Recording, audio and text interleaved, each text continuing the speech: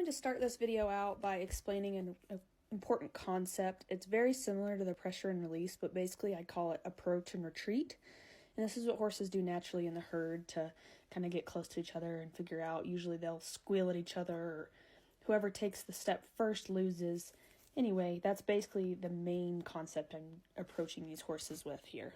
I'm really just trying to read the horses with draw cues here. It could be anything from a little ear twitch, pulling their head away, stepping their feet, or even just as small as a weight shift or tensing of their muscles. So I'm really just trying to push that boundary before they tip over the edge, pretty much like a toxic X. Normally the horse is most comfortable with you starting at their neck, and then you can start building up, getting closer and closer to the cheek and nose, getting to over their neck and on the underside of their neck as well. You definitely have to go back and forth between the left and right side. Horses are dual-brained. They think completely different. If they figure out something on their left side, it's going to be a whole new thing when you get to the right side, and then when you put it together, it's a completely new thing as well. After the horse does well and you step away and basically give them their release, I usually like to walk them forward and draw them into me with slack in the rope, just to keep them knowing that coming into me, being soft, and being in my space is a good area to be. And sometimes I'll back up with them. So if they're being really funny about that and they want to back up to get away from the pressure, sometimes I'll just go with them, and it kind of makes them understand that just because they back away, that doesn't mean they're avoiding touch. Eventually, usually they'll stop backing because that's more work.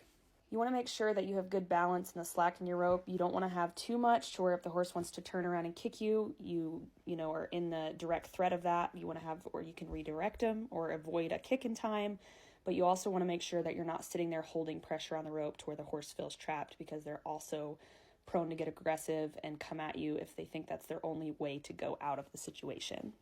Some good cues you're looking for in the horse is licking and chewing, like we just saw there. If the horse lowers its head, which he's really starting to come around to do, he's breathing right here out through his nostrils. You can tell he's relaxing. A lot of times when horses are tense, they'll hold their breath. So that's another good reason to step away and give them their release, to just sit there and breathe for a second.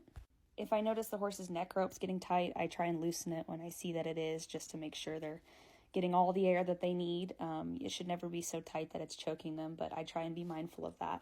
If the horse does want to pull his head away at this point, in this stage, I'm not too worried about it. I just pet with them. As long as they're not stepping their feet away, I just ignore it. You don't want to flood the horse and cause them to react and set them up for failure. You just want to build enough acceptance that you don't have to tiptoe around them. You don't always want to have to walk up real slow. You want to be able to do it confidently.